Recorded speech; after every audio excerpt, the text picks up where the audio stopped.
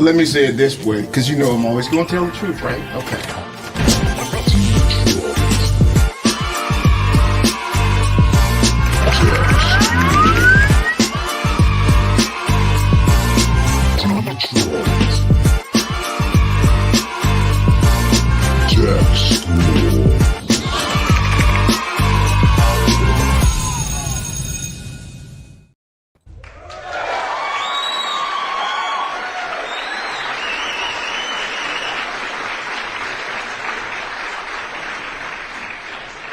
Welcome to the Tech School Podcast, powered by DSDT on a lovely spring day here in Detroit. I'm Josh.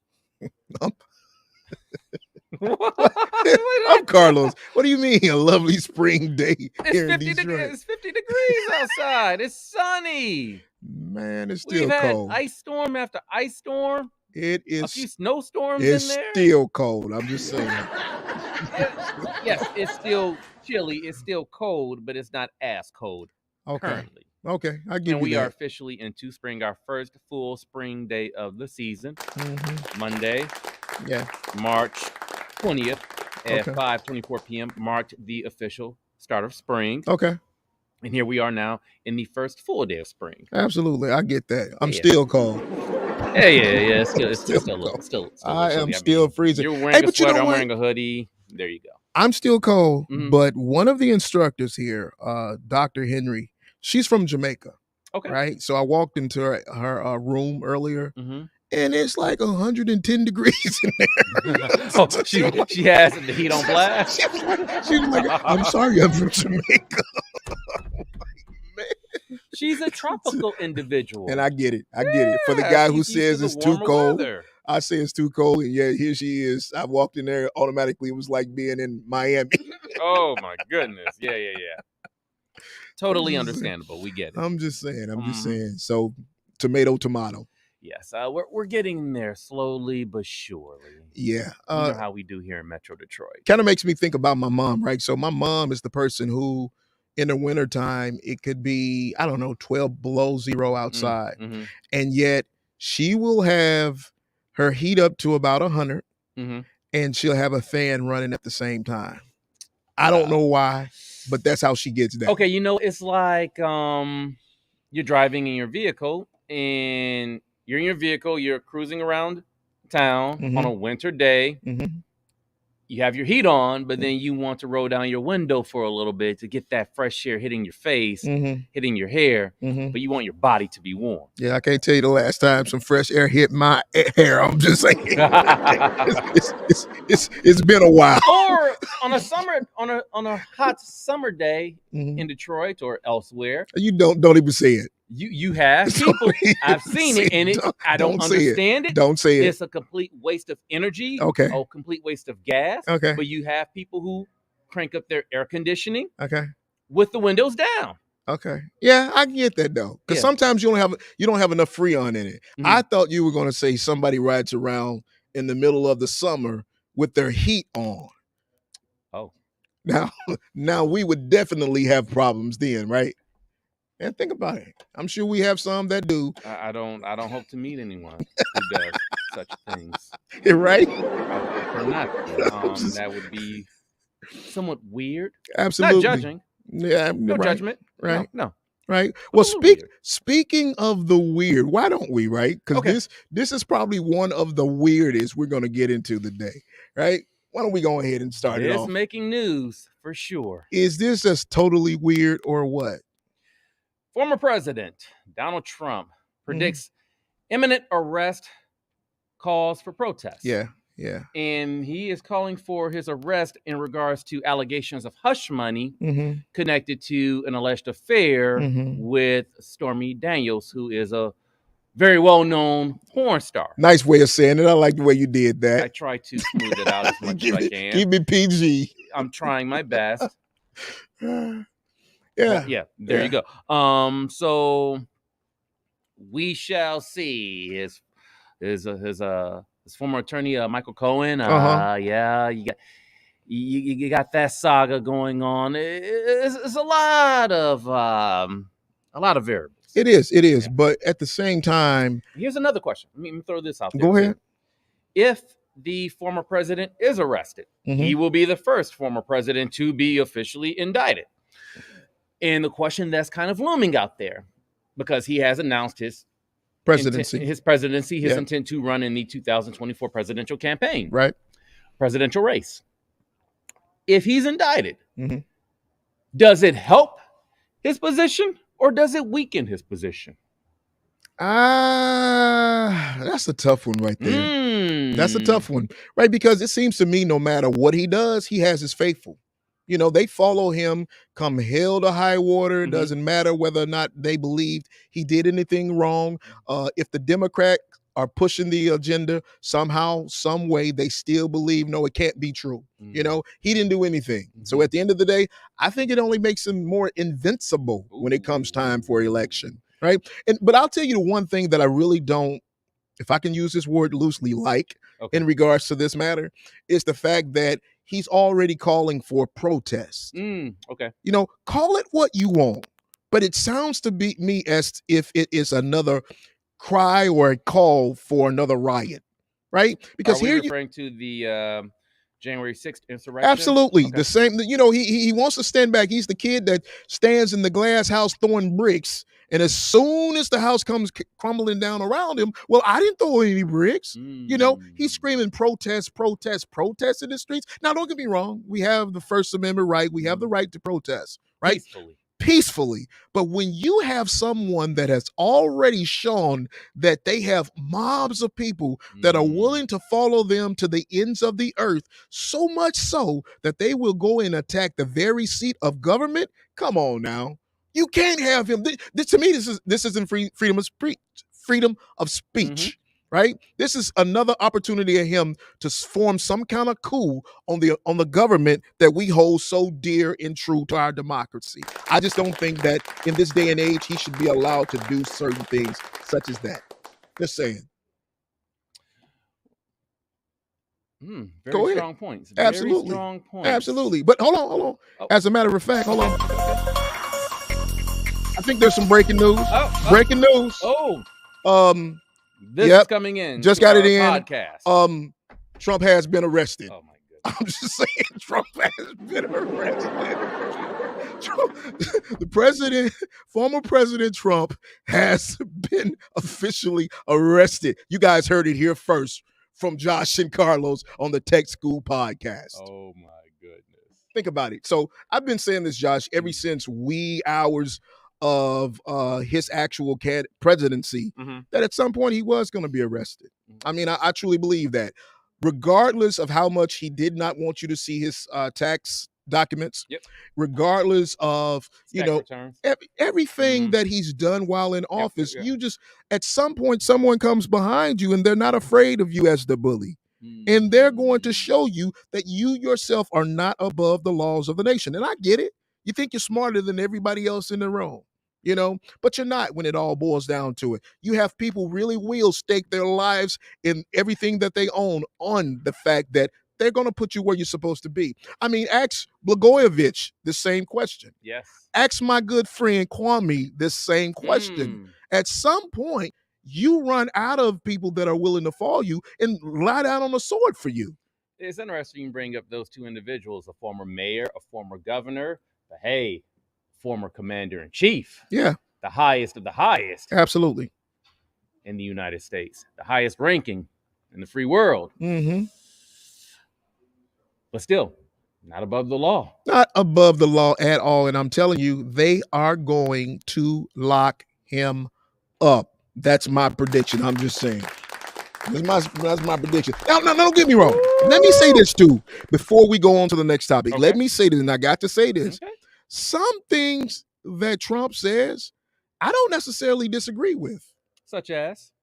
I don't even want to go there. Oh my God. I mean, you bring it up. I don't want to tell you my personal beliefs in regards to some of the things that he says, right? For instance, I'll give you a great example, right? The fact that he makes millions, if not billions of dollars, he would say $1 billion, right? But millions of dollars in his business endeavors, and he only pays what's the minimal as far as taxes. You know, it doesn't make him a con. It doesn't make him, a felon tax preparer. It just makes him knowledgeable of what the tax laws are, and he uses them to his benefit. I agree with that. Prime example. Karlos does his taxes. I end up owing $20,000. If I have the tax preparer do my taxes, I end up getting back $15,000. You know what I'm saying? So do you want Karlos doing your taxes, or do you want someone that's utilizing all of the loopholes within the tax rules to your advantage? So you can't hate the guy if you make $200,000 a year and you end up paying 50,000 of it out in taxes because you don't have the same tax preparers as he can afford. I'm just saying, I kind of agree with that. So know the rules and know how they benefit you. Absolutely. So you can't be mad at the guy from that point. And then, they always want to say that, what kind of businessman is he? He's always filing bankruptcy. Bankruptcy laws are there for a specific reason. Not only when you cannot pay your debts on time, right, and you have debt collectors that are coming after you, but they're there when you have businesses that you can actually utilize in order to liquidate some of the issues that you're having and make it more valuable or more salable. So I would think that would be probably another thing that I would find that would be great about Trump. I mean, it is what it is. You like his business mind. Absolutely. I love his business mind. Love it. Love it. I think you'll get more folks out there who would agree with you on those notes. Yeah. I like the way that he ran the country more business related. Yep. As opposed to simply from a politician standpoint. Got it. Now, I'm not going to say that. I'm not going to say that. Now we'll talk about. Don't you love it when people do that? Listen. I got something to say. No, I'm not going to say it. There's something I see eye to eye with him on, but no, I'm not going to go there. I'm not going to say it. All I will say is that it's going to be very interesting come election time. Yes. If he actually makes the race and he's standing there at some point and it's his name on the ballot, it's going to be pretty interesting. Because this is going to be one hell of a fight. Well, Florida Governor Ron DeSantis, he's expected to make an official announcement. Absolutely not. He might as well not even do it. Don't even do it, Ron. I'm here to tell you, don't even do it. Why not? Right? Why not? I wouldn't. If it was two people running for presidency and it was Ron and DeSantis, I would vote for neither one of them. Well, Ron DeSantis, that's what I'm talking about. Exactly. I would vote for him or Ron or DeSantis. Neither one of the two. I'm not voting for him. It's just things that happen within the state of Florida, the politics that go on there. I just do not care for them. Probably the only reason as to why I've never even thought about moving to Florida. I don't care for the politics. And perhaps Florida is a different beast. If Ron wasn't head of the government there, then maybe I would consider it. Truly. Okay. So I wouldn't want to see him become president. I mean, they have so many issues that are going on. I don't like the way that they treat felons in the state. That the fact that they didn't have the right to vote, and then once they had the right to vote, they had to come up with all these documents to show that they'd repaid their debts to society, that they paid restitution before they could even execute the right to vote. I think that's hogwash. I don't like the fact that. I mean, it's a number of things that are going on within the state. I don't have to necessarily get into all of them, No. Just saying, Ron DeSantis, no, definitely not. So that's my 2 cents. All right. But as we know, it's very early between now and November of 2024. Absolutely. Therefore, we can expect potentially more names to emerge. Emerge and join the. You know who my favorite candidate was out of the last election? Go for it. Cory Booker. Okay. Cory was my man. And I'm telling you, I wanted him to become president more so than anybody. Again? I don't know, man. Don't do it. Don't do it. Don't do it. Don't do it, Cory. Don't do it. It sounds like you feel now may not be the best time for many people to run for president. No. Okay. No. I think that this is going to be another showdown between Biden and Trump. I really do. And if that be the case, I don't know if Biden really would win. I really don't know if he's going to win. I've been involved in private conversations with people who voted for Biden last time around, and they did say if it were to come down to Biden and Trump again, they would likely vote for a Trump instead of Biden this time around. That is a real conversation out there. And it's a real thought even for me. I mean, I'm just being honest. I don't necessarily get persuaded by Democrat, Republican, or whatever, but what are the issues? And how much does the candidate align with the way that I think? You know, absolutely. There's been some things that have happened over the last few years that Biden did or did not do. For instance, what's going on with the bills that we wanted passed in regards to George Floyd, right?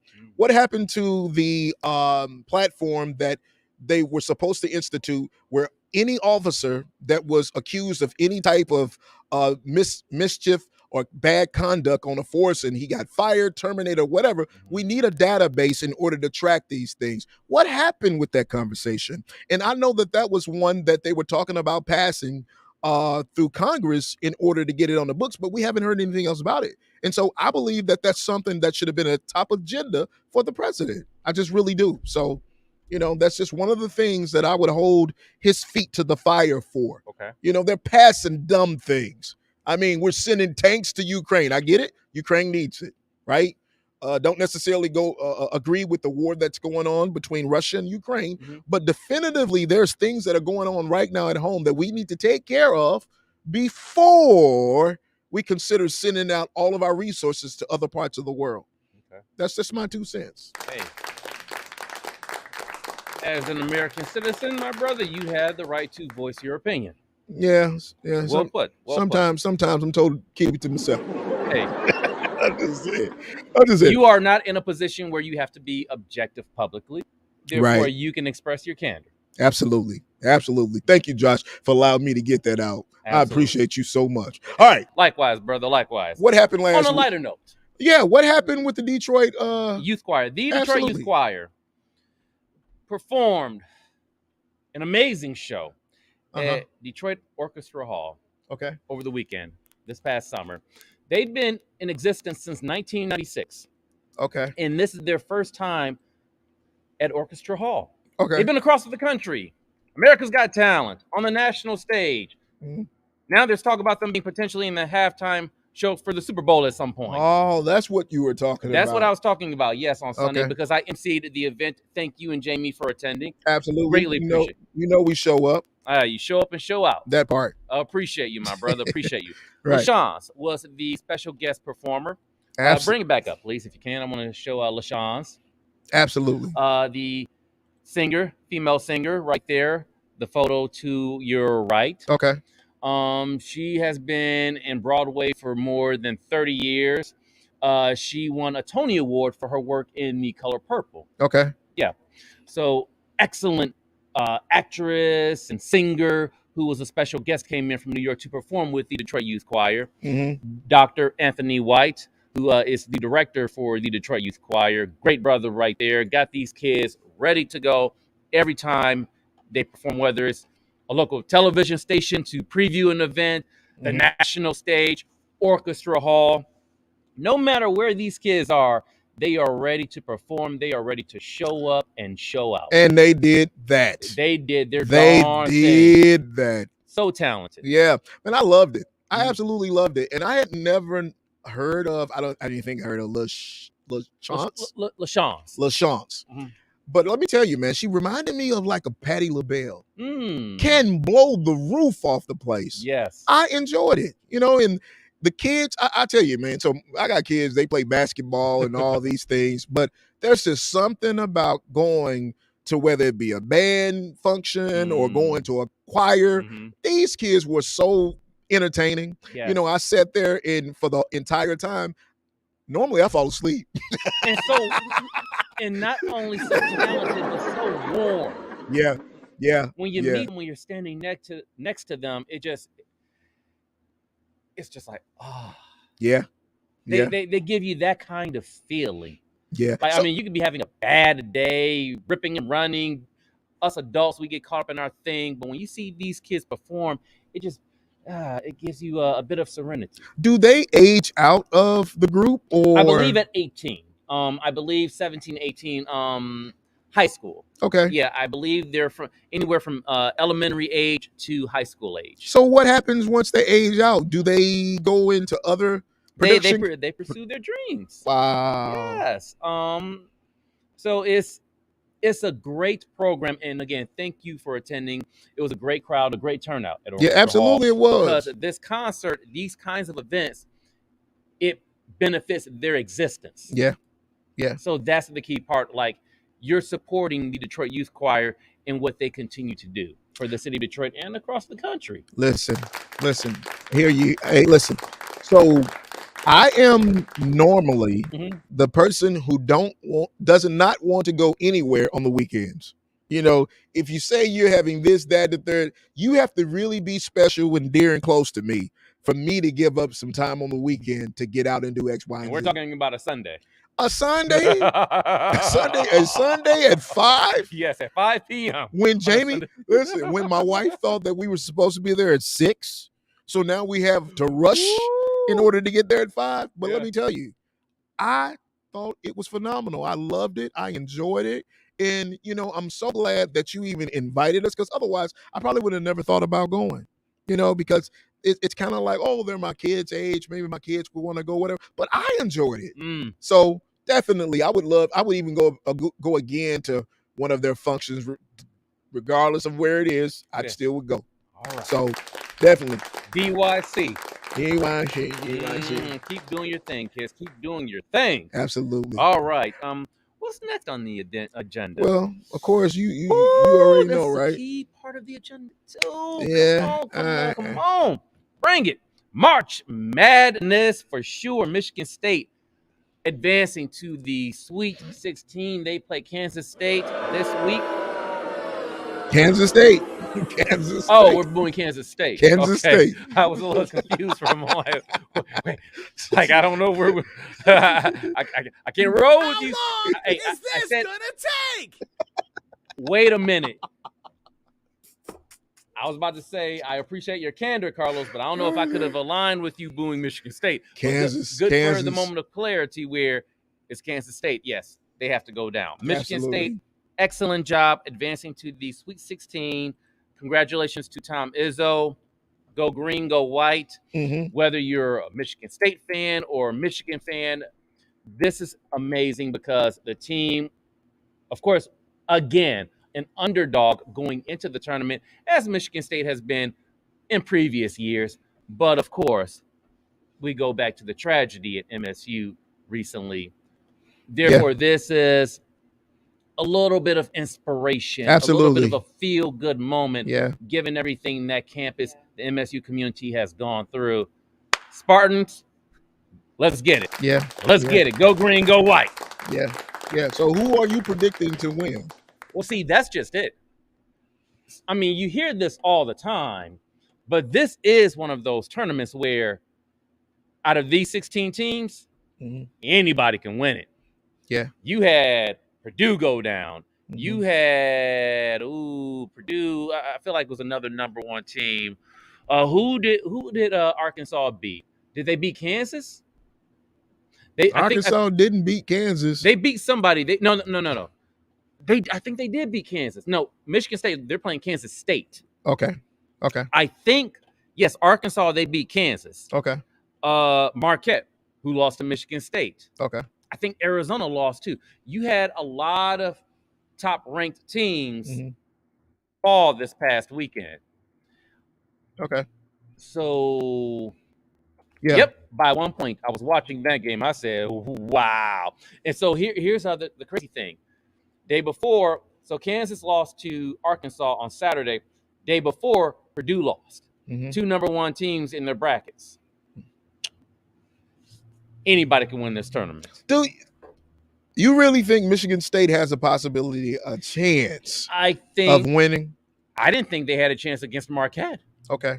I had them winning their first game, in my bracket at least. Okay. I did not have them winning against Marquette. Okay. Marquette was number 2 in their bracket. Okay. They were a high-ranked team. Shaka Smart. Heck of a coach. Of course, Tom Izzo. Legendary coach. But Marquette was definitely a strong team going into the tournament, favorite, quote unquote.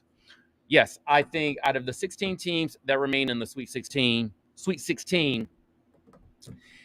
anybody can take it. Okay. Anybody. Okay. Okay. Oh yeah. So So Thursday night, 6:30, I believe. Kansas State, Michigan State. Woo. Yeah.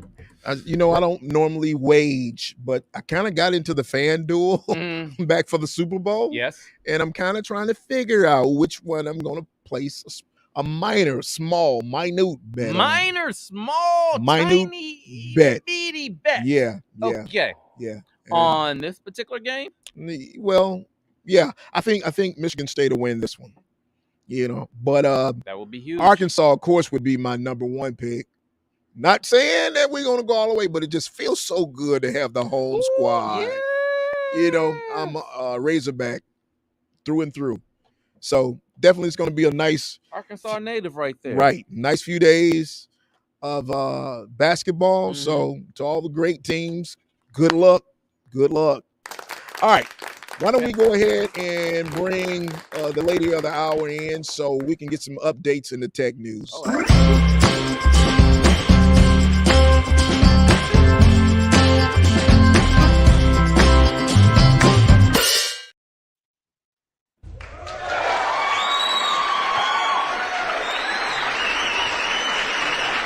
Amber, good afternoon to you. Amber Boone on the mobile, on the move. Hey. Hey. Amber, how are you today? I'm good. How are you?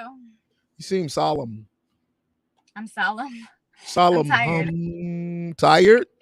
It's Tuesday. I feel like I need to be Friday already. I agree. Busy week. I hear you, sister. Okay, so we won't take too much of your time. What's going on in the tech world, please? So I don't know how familiar you guys are with the Silicon Valley Bank disruption. Oh, yeah, it was kind of big news last week. Yeah. A little bit. Yeah. So the issue with that is that how banks typically work is when you say you have $100 or $100,000, you put it in the bank can do essentially as they wish with that money. A lot of times they invest it, which is what Silicon Valley Bank did. They took a lot of people's money and they invested it. And then when the rates were like at zero, and then they tried to grab the money, but it was like too late. And so everybody started freaking out and everybody started going to Silicon Valley Bank and they wanted to withdraw their money, but the money wasn't available because it was tied up in investments. So this is where if you ever go into your bank and you see FDIC insured, that means that up to, I believe, $250,000 of your money is insured. So if you have $500,000 in the bank, you can go and withdraw $250,000. It's supposed to be guaranteed, but that other $250,000 might not be available. So how this relates to tech and to social media and all of that is that places like Etsy, all of their money goes to Silicon Valley Bank. Like that's where they have their money. So if you have a shop set up on Etsy, or if you're selling through like Instagram, Shopify and things like that, you're getting paid through the Silicon Valley Bank, which means that a lot of the people who had their businesses set up on Etsy, on Instagram, on social media, were really scared that they weren't going to be able to get their money. So Etsy, they started basically processing the seller payments through alternative partners because there were delays from the Silicon Valley Bank. That's what they were doing to ensure. And now they're working with other banks and things like that. So I think things are kind of starting to smooth out for everyone, for the moment anyway. But it was very scary. So everybody's saying, switch to credit unions and all of that. But that's great for people. But when you're talking about businesses who are dealing with very large sums of money, it's not always the answer. You sure right about that. Because I can imagine having my money in a bank and tied up, and I got payroll coming on Friday, and I can't get access to it. I can't imagine it. Exactly. Yeah. And it's my money, and I want it now. It's mind-boggling, right? It really is. So tell me this, and I don't know if you can answer this, and maybe my CFO over here can, but so this whole FDIC thing, right? They insure up to $250,000. So if I have $1 million in the bank, does that mean that if something happens, I can potentially lose $750,000 or $750,000? Yep. Is that what that means? Kind of in a roundabout way. It's possible. I mean, theoretically, you'd be able to get that money back at some point. But how would I get it back? How would I get it back? I want to know. Now that might be a question for the CFO. But from what I understand is that you should be able to come and withdraw that $250,000 at any time, no questions asked. Like, you should never have a problem withdrawing that $250,000. After that, because the insurance is there, right? So if the bank doesn't have it on hand, the insurance has it. That's how you're paid. But after that, it's going to be a process to get your money. If the bank doesn't have it, they don't have it. You want them to make it here out of thin air? That's the crazy thing about like how as Americans, the way society is set up, we lend the government our money, we lend banks our money, and they get to invest our money and make money off our money, and we might not even be able to get our money back. True story. Now, with Silicon Valley, are they a particular bank or were a particular bank where you put your money in that bank and your money builds upon interest by them investing in various areas? Depending on the accounts you have. So every bank has options for you to have different savings accounts and things like that.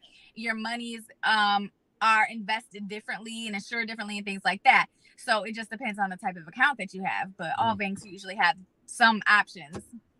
Just a little curious, when you think about risk versus reward, knowing that financial institutions are investing your money when it's supposed to be safe, are you at least getting some potential reward by them making those investments? Because maybe interest is building upon your accounts as well. Maybe depending on what you decide. Well, yeah, you got to think about retirement accounts and all these different accounts that you have is essentially just the savings accounts that money that you put into savings is then being invested somewhere else, and then you're getting a return off of it. If things go bad, that's, you know what I mean? And this is far beyond my education level, but or even my bank level, okay? My money ain't there enough for me to understand, but it gets sticky. And it's why, people who are in finances and who are in the stock markets and things like that, this is a big deal because it's like, you could really lose a lot. You invest and there's a risk reward, right? So you're thinking you're going to get a reward from it, but you might end up actually losing a lot of money. But it pays off. But if you get the reward, it's better than having a savings account where you're getting like 0.02% on your savings or whatever. Hey, but I went to PNC just the other day. It would have been probably Thursday. So I went to PNC. I want to withdraw some funds because I don't want to get it out of the ATM because it's more than ATM going to give me. Mm-hmm. And I was told that you can't get more than $3,000. I said, what? Well, we don't have that much money on hand. We have more deposits than we have cash. I'm like, what? What kind of bank is this? You can't give me more than $3,000? Yeah. PNC right down the street. So I guess we're going to have the CFO to explain some of this to us because I don't know. I'm not no banker. All I know is I put my money in there, and when I want my money, I want to be able to get access to my money. Yeah, I've learned that if they didn't have... I was going to say the more money that I've put my hands on, I've learned that if you want larger sums of money from your bank, you got to ask in advance. They need like a day or two business, one or two business day notice to be able to withdraw a large amount of funds from your bank account. You actually went inside? Yeah, I went inside. Oh, wow. I went inside. So, I mean, yeah.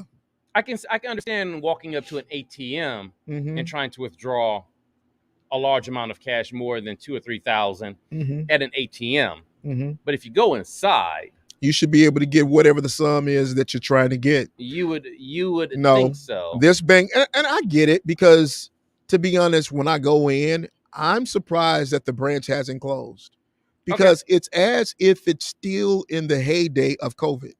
There's never a long line, there's only maybe one teller, that's bouncing between the drive-through and the front, and then they have one business banker there. So stay tuned. Yeah, maybe. Yeah, I get it. You may be alluding to what's to come. You might see it, the circumstances unfolding right before. Yeah. So I understand. So all right. So tell us also what is going on with. Okay. Instagram. So Instagram, it hasn't rolled out to everyone yet, but they're trying to make it more easy to share reels that you've already sent to your friends. So if you all notice now, when you go to your DMs and up at the top, you'll see like your friends' little circles, and they can put a little post like, you know, happy first day of spring, or what are you doing today, or whatever. Well, now they're trying to make in that same area, they're going to have, if you recently shared a reel with your friend, they'll kind of have that right there so you can easily access it and share it with more people. They're just trying to make it easier to share these reels with more and more people. We talked about before how they've stopped doing like the reel bonuses, and they're trying to help creators make more money via like ad partnerships and things like that. So they're just making a lot of changes that, I don't really know why. Like, I don't really see the benefit. Like, everybody I talk to on both ends, like the consumer and the business end, are just like, why am I even on Instagram anymore? What is the purpose? I love Instagram. I love Instagram. I love to watch. You know, it's not like I'm a heck of an influencer or I do a lot of posting, but I love Instagram. It is what it is. Okay, right? So it's for old people. I know. I thought Facebook was for older people. Facebook owns Instagram, right? Yeah. I'm just saying. I mean, it's not like we're gonna have TikTok much longer. And taking over all the social channels. Yeah, but we haven't made to OnlyFans yet. Are we going to have TikTok much longer? I'm confused on the TikTok situation when we talk about it on a daily basis. Yeah, TikTok's not going anywhere. Listen, Facebook, if we want to get into like Meta and the amount of impacts and influence they have in the media and things like that, they, from what I understand, have put forth a lot of effort and money and resources to freaking everyone out about TikTok, thinking that it's going away, so people will spend more time on building their Instagram and Facebook platforms. TikTok's not going anywhere. I will be so surprised, shocked, and all the above if anything happens with TikTok. It's not happening. Oh wow. It appears TikTok is here to stay. Right. And I could go for that too. TikTok won't stop. Facebook is trying to set us all up to believe that, you know, at the end of the day, TikTok is going away, so move all of your content immediately over to Facebook. I could go for that. Yeah. So is that something that you could see yourself doing? Because you got a lot of content. Or do you post simultaneously on all the platforms? You know, that was like my one of my New Year resolutions for the beginning of the year. I was gonna cross promote like everything. I was gonna post everything on all platforms, and I did it for maybe a week, and then I stopped. And then I actually created a brand new Instagram, because my old Instagram, I had like almost 8,000 followers, and my engagement was trash, and my reach was trash. Like 8,000 followers and only 102 people are seeing my post. Why am I here? So I created a new Instagram, and I just created it a couple weeks ago. I have like 700 and something followers, but I'm reaching like 500 people. So the payoff is there for me. I don't care that I have less followers right now. My content's reaching more people, and my engagement rate is way higher. So I think I made somebody at Instagram mad at some point, I think. And so they made it so my old account didn't get no love. And I couldn't fix it. I put every strategy I've ever known, every strategy that could potentially work, every freaking strategy that I have like seen, thought of, put together, everything. When I tell you nothing worked to bring my account back to like a normal, nothing worked. So I just said forget it, and I created a new one. Wow. The algorithm. Yeah. It's a mess. Yeah. And then some.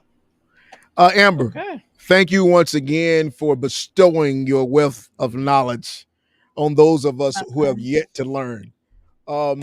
If they wanted to find you on whatever the social media platform it is, because you don't put content on all of them, where would they find where would they find I you? It's just different. That's the benefit of following me on different platforms, is you're going to get something different in every place.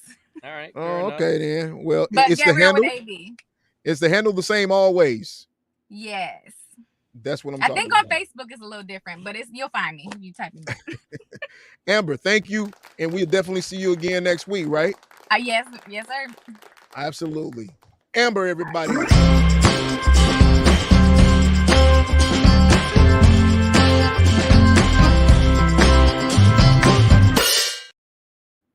That's what I'm talking about right there. Oh, yeah. That's what I'm talking about. Mm-hmm. So I actually have a question for her. I'm going to call her later and ask because she knows. What was the question? She knows so much. I had someone call me earlier in the week and they wanted some information in regards to building their social following. I'm not the person to talk to. Amber is. So I need to have a side conversation with Amber in relations to it because it sounds like business. So going to be definitely following up with her. All right. So we want to go ahead and bring on our next guest, who has been waiting patiently for the past 41 minutes. That's a beautiful thing, right? Beautiful. She said, she said she get paid for waiting. I'm just saying. Hey, not mad at you, sister. Not mad at you. Get paid for waiting. All right. So was having a conversation with her on, I think it was yesterday or maybe a couple of days ago. I don't know. The days started to bleed together. And I found her so intriguing that I wanted to bring her in today to have a on the spot conversation in regards to some of what we were talking about the other day. And now I know she's the CFO, which I'll let her explain some of that to you. I don't know. I just know the people work here. You know what I'm saying? I don't know what their jobs are, especially when you talk about CFOs, right? Do you even know what, talking to a man over here, do we even know what a CFO is? I'm thinking. Right. I'm just saying, career flagship organization. I don't know. Chief financial officer. Yeah, listen to Josh. Or it could mean something else. I don't know. So definitely, though, we want to have a conversation and a discussion with Miss Racquel Williams, our Chief Financial Officer. Let's bring her on, sir. Racquel, good afternoon to you. Good afternoon. All right. So I guess we start this conversation by clarifying, what is your role here at DSDT when you say CFO? That means what? What do you do? Let's start the conversation there, please. How long is this gonna take? Well, it's gonna take longer because you made it confusing on what CFO might actually mean. So therefore, we have to lay out the foundation and set the stage. Right. So first, I have to clarify: CFO is the Chief Financial Officer. So Josh was right with his definition. So my role, though, at DSDT is a little bit more complex than a traditional Chief Financial Officer. Usually, the Chief Financial Officer just, sits in the back, kind of balances books, adds things up. That's basically it, math. But I take a little bit of a more proactive role here as far as kind of boost engagement between everybody, making sure the students have a good understanding of the financial decisions that they're making when they're taking these, student loans that they're applying for or accepting, and, just trying to connect and spread that financial knowledge. All right, Racquel, what's your background in finance, and how did your background in finance prepare you for your current role here at DSDT? So I started off in my first job in finance was actually just in sales and retention. But I kind of got, I like to say bit by the finance bug. I wanted to learn more about accounting, really. I wanted to learn more about banking, like the conversation you guys were having earlier about Silicon Valley Bank. I wanted to understand more about where my money was going and what was happening with it once I put it in the bank. So that's what really, changed my education. Originally, I was in school for law. I was in law school at Wayne State before I changed my major to accounting. And that was after getting exposed to that through working in retention and collections. I really got into finance. I started working at Quicken Loans. Almost everybody in Detroit probably that went to Wayne State. I mean, it was my whole campus was working at Quicken Loans. And we were all account executives, trying to help mortgage brokers get more loans in. I had no knowledge about the mortgage industry at all. And Quicken Loans kind of, gave me all of the knowledge that I needed to kind of catapult my career. From there, I worked at Quicken Loans for about a year before they burnt me out. I mean, Quicken Loans, you working 80 to 100 hours a week. So it's a very quick burnout there. So I left Quicken Loans, started working for United Wholesale Mortgage, doing the same thing as an account executive, but it was on a wholesale aspect. So I wasn't working directly with consumers, really helping brokers balance their business, grow their financials, and things of that nature, which led me eventually to DSDT. Right on. In what ways, Racquel, has the financial management of a technology vocational school been different from other industries you've worked in directly? So it's different because it changes much more frequently, especially with it being education and different. It's like in the mortgage industry, especially with the brokers, although the numbers are different, the processes are pretty much the same for every mortgage, whether you're going to get a traditional loan or you're going to do a refi. The processes are going to be the same. But with every individual student that comes in, the process to their particular finances is going to be different, even if they're using the same financial programs. Yeah. So the strategies are just ever changing kind of in that way. All right, good answer. Okay, so you have an answer. I mean, a question from one of our viewers, which is Josh. Could you take that one? What strategies are you implementing to efficiently manage DSDT's financial resources? That's a good question. One of the main strategies that I've been trying to implement is minimizing our administrative costs, just to open up more resources, and then also outsourcing everything that we can to save as much as you can. That's one of the biggest things in business is outsourcing some of the things that you need to get done, whether it's through volunteers or reaching out to organizations that have the same goals as you. If you can outsource, you can save some funds. All right. Okay, so now I'm going to ask some questions. They have nothing to do with a COF. I mean CFO, Chief Financial Officer. CTO. I can't anymore. All right. CFO. I'm sorry. CFO. I'm sorry. I apologize. All right. So I was talking to you the other day, and I kind of want you to explain to those who will be viewing this in the future some of what you went through as you were considering your college career, I would say, right? You were telling me about how you were graduating from DPS schools and how well you were or were not prepared once you got to the college environment. Can you get into some of that for me, please? Yeah, I mean, when I graduated from high school, I graduated from Cooley. I was one of the, top performers at my school. I had great grades. I got into all the colleges that I applied to, so I had great expectations for my performance in college, right?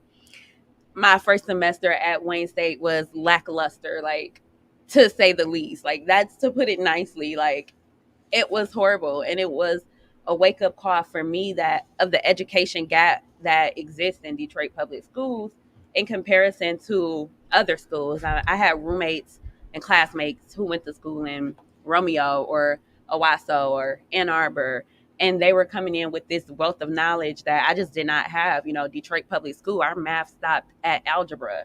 And so I'm in trig at Wayne State, and I'm like, I've never heard of it. Any of this that you guys are talking about, and they're expecting me to already have that knowledge. How long ago are we talking when you attended Wayne State University? I graduated from high school in 2010, and I started at Wayne State that summer, August 2010. Yeah. Okay. All right, so you graduated from Wayne State in 2010? Graduated from Cooley, my high school. Okay, so you graduated from Cooley in 2010, and so you graduated from Wayne State 2014, 2015? Right. Okay, so we're talking 8 or 9 years from now, between then and now. When you see students come into DSDT, for example, who may have graduated from Detroit Public Schools, are you seeing the same challenges or have things improved? What are you seeing? Yeah, there's the same challenges, even outside of students that are entering, DSDT, because a lot of our student population is, they're not directly out of high school, most of our student population. But even just, I have family members, who are still going to school in Detroit Public Schools, and they don't have their own books. They can't bring books home from school, which begs the question, like, how do they study? Do they have to study during class time? then that means that they're missing out on instruction. So I don't think that there has been many developments or changes at all. Yeah. So I never went to. I know you guys aren't going to believe this, but I didn't go to DPS. I did not. I didn't. I actually graduated from Ypsilanti High School out in the suburbs. So when you hear her say a Romeo or Ann Arbor, she cut it out. She's talking about, she's referring to suburbs, but it's not just a Detroit problem. I mean, we can take any major city in the United States and you would have the same issue. Inner city versus suburbs. Absolutely. Yes. Absolutely. So you're talking about our CFO who graduated from Detroit Public School, who said, when I went off to college, I felt as though, for all intents and purposes, and don't let me put words in your mouth, she felt as though she was behind in comparison to some of the other students, right? Yeah, I felt inferior and undereducated. That's a powerful word. Yeah. When you say inferior in comparison to everybody else, and at the same time, she was probably in a higher echelon of the students that she was around on a daily basis in the Detroit public school system. Exactly. Right? So in having this conversation with her, I said, wow, how many more students are coming through, whether it be DSDT's doors or that are about to graduate this year, my kid being one of them, how many more students are having these same types of feelings and are about to have the same type of experience? We're talking about a young lady who had, what was your GPA when you graduated?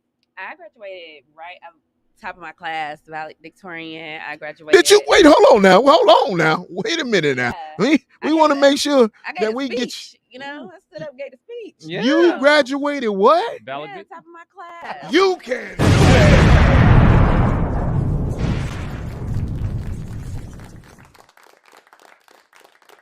Listen, y'all already know we don't get too many top of the classes around here, right? I know maybe Josh was at the top of his class, but I can guarantee you I wouldn't. No, I was not at the top of my class. No. I went at the top of my class. I went at the top of my class, and my class probably had about 600 in it. I was somewhere near. I was near the 599. I was a bit of a slacker in high school. My class had about 200 something students. Wow. Yes. Wow. But I mean, obviously that wasn't much because I got to college and I needed study sessions. So I needed private sessions with the teaching assistants. How long would you say it took you to get up to speed in college? A semester, a full year? Like a semester. Well, I'd say a semester because that first semester was kind of me learning that I was behind. Like I was still approaching college like it was high school. So I wasn't studying, I was just thinking that I never needed to study. Like I could go take a test and, pass the test. So I was just thinking I would follow that same approach for college. So once I got my grades back and I was like, yeah, this is not working, and I changed my approach, then, I started to see change. And I ask that question because clearly you have a higher IQ level if you're valedictorian, top of your class, coming out of high school, no matter what. Hold on now. It depends on the rest of the class. Now, be honest. I had to mention that because, be honest. Unless we're doing ABC. Right. Keep it honest. I want to hear what. Go ahead. Go on. No, listen to what she has to say. Go ahead. Go ahead. No, I was just saying not to take anything away from myself. Like that's right. I do, acknowledge the fact that this is Cooley High School, Yeah, but you weren't doing ABC 1, 2, 3 in your 12th grade class. No. Okay. I mean, we're still doing. Now hold on. Now what she told me is that she looked around and she know god dang well some of the individuals who graduated shouldn't have been crossing the stage. Sure. Well, I'm just saying. But they weren't at the top of the class. No, they weren't at the top of the class, but they made their way through the door though. So Cooley closed in 2010, which was my graduating year. So that last year, they graduated everybody. Like whoever was a senior graduated. It didn't matter if you had the credits, like the grades. They graduated everyone who was a senior that year. Okay. Wow. All right. Well, but let me just say this. My graduation. Listen. And that's what I'm getting to because if you're valedictorian 4.0, okay, Right. That means you have good studying skills. Right. You have good test taking skills. Yeah. Therefore, you still felt behind once you got to Wayne State and it took you a full semester to get up to speed. Imagine someone who doesn't have the same level of IQ. And there's a lot more of them. Yes. A lot more of them. Than Racquel. Therefore, it may take even longer for those individuals to get up to speed, more than a semester. I thought what was really even pertinent to me is the fact that she comes from the Detroit inner city, and here we have a university in literally her front yard. Absolutely. That Downtown. she goes off to, and she says that I felt inferior to everybody else that was there. I'm like, wow, how? You know, it almost seems as though, I mean, I don't want to put words in her mouth, but you know what imposter syndrome is? That's exactly what I was thinking, actually. Like, and I felt like maybe I did not get accepted to Wayne State. Like, maybe I shouldn't be here right now. You know, that's inferior. Exactly what it was. Yeah. Well, I'm going to tell you right now, you can.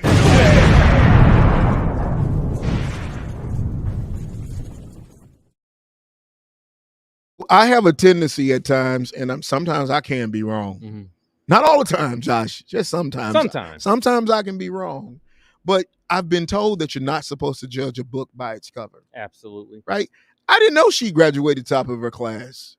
You know, I didn't know how intelligent she really, really was until I started talking to her just a few days ago. And I left thinking like, damn, you know, and I didn't know she was as young as she is as well. So it's just, I got hit with a lot of things in one conversation from her that made me realign my thinking, you know, and I am so privileged to actually have her here, you know. So she's in the process of going around to various high schools in order to present DSDT to them. Okay. Something that we did like many years ago, but we got away from it mainly because of COVID, you know, the pandemic and everything. So she's, you know, started it back up.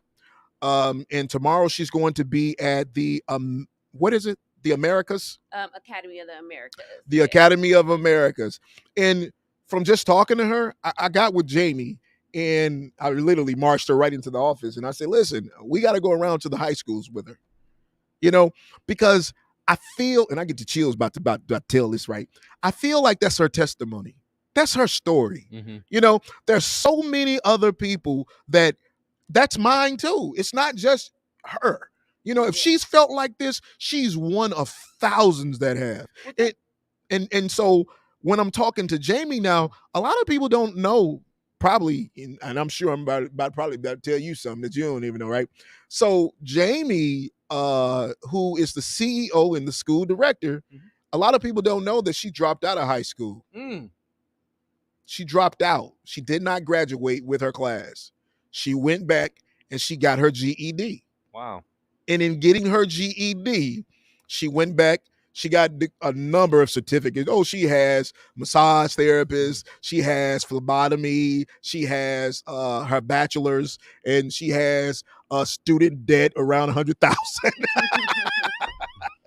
She has all these things, right? But when I listen to her story in partnership with our CFO story, it's like, man, you guys need to be doing some high school tours around here because everybody's not going to come through and they're going to look like a Josh and a Karlos, you know? And part of their, you know, what next is your guys is telling them that, look, it may not be the greatest thing once you leave here, but I'm telling you, there's other options, you know? Maybe it's not Wayne State. Do you think, as a matter of fact, do you think it could have been easier of a transition for you had you not gone directly to Wayne State? Absolutely.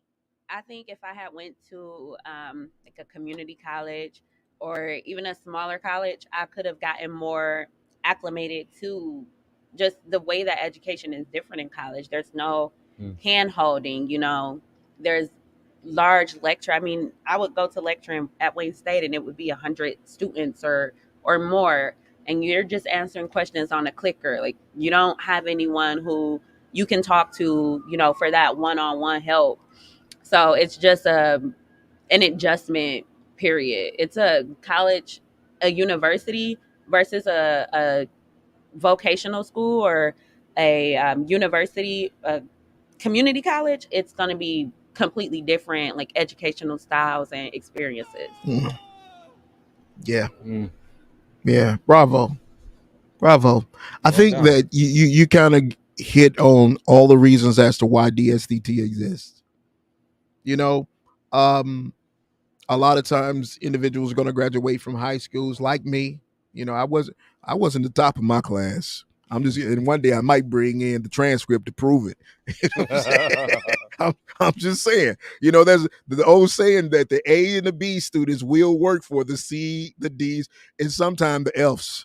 I'm just telling you. But the fact of the matter is, I can't imagine being as intelligent as you are and getting to a place to where you feel as though I'm not supposed to be here. Yeah. That says, so how do I adapt in order to get myself into gear to get what I showed up for? How do you do that? How did you do it? I mean, I had to look at my goals, and you really have to take a look at what you're doing, why it's not working, what you're doing, and the results that you're getting, and how you can change it. What other people are doing who are getting the results that you want, and you just have to take action. A lot of times we don't like our results, but we don't do anything to change them, and that's the main thing, is just taking actions. Sometimes you have to throw stuff at the wall and see what sticks, see what works for you, because everyone is different. Yeah. Right. So last week she brought her son in. Her son's name Zaire. Zaire is what, 5? He's 4. He's 4. But I can tell you this, I know now, because you can look at him and you can tell that he's so smart. You can look at him, see that he's trying to figure it out. I say he get it from his mama. Mm-hmm. He get it from his mama. Absolutely. Listen, we thank you, Miss CFO, for coming today and blessing us. Thank y'all for having me. I had fun. Yes. Absolutely. I know that at some point somebody's going to look back at this episode and they're going to relate to it. And again, it doesn't matter whether or not you went to a Detroit public school or you went to a public school in Chicago, Memphis, or whatever. I believe that a lot more of us resoundingly understand what she's saying from the fact that we went off to college. It wasn't what we thought it was going to be. And either we got in gear or some of us dropped out. Yes. Yeah. I mean, in college, it doesn't have to be the path for everyone. Sometimes that's not your path. Yeah, I'll be the first one to tell you.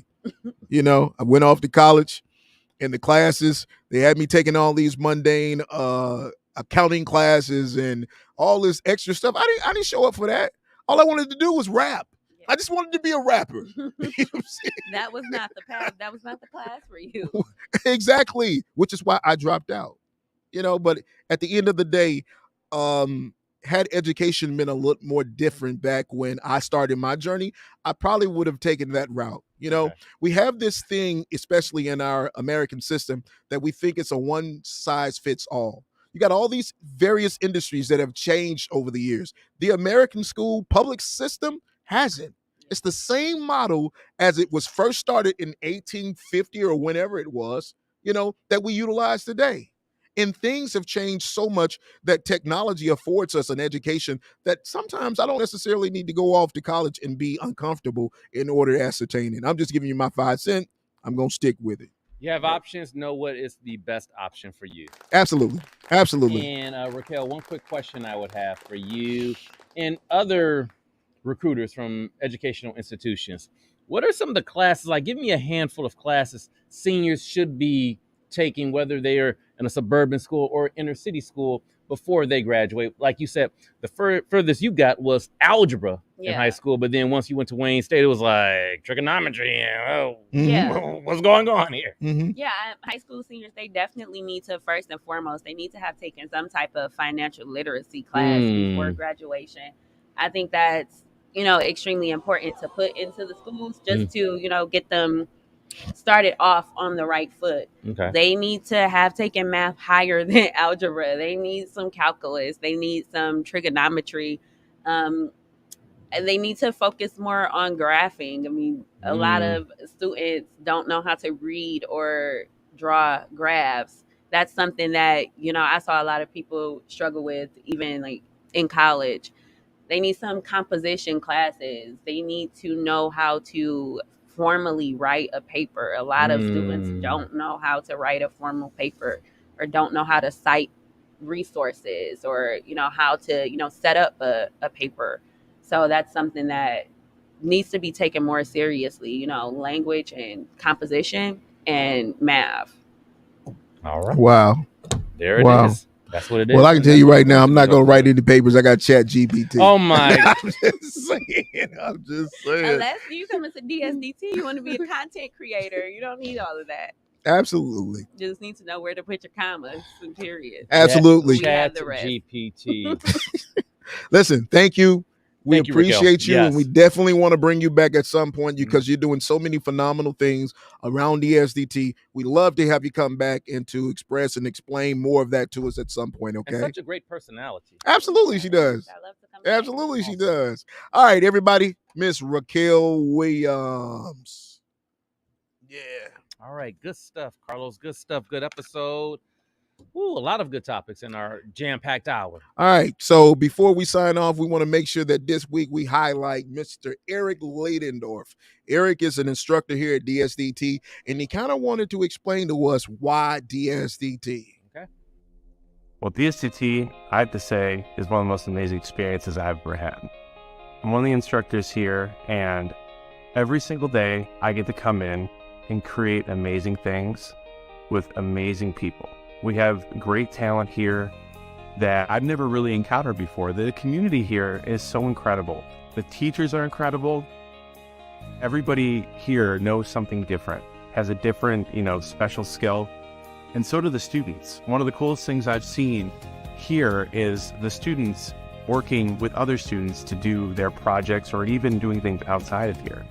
And it's absolutely amazing to see somebody open up and learn and grow the way I've seen them do that here with industry standard equipment and work on projects every single day is an adventure. And I'd like you to come and experience this adventure too. So that's why I would choose DSDT.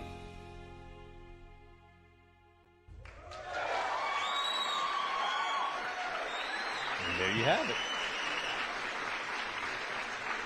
How you feeling, Karlos?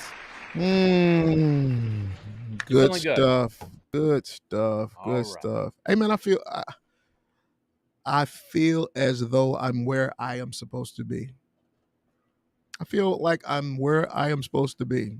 And that is a blessing. It's like we have so many people that are impacting lives on an everyday basis. And it feels so good to be of service. Yes.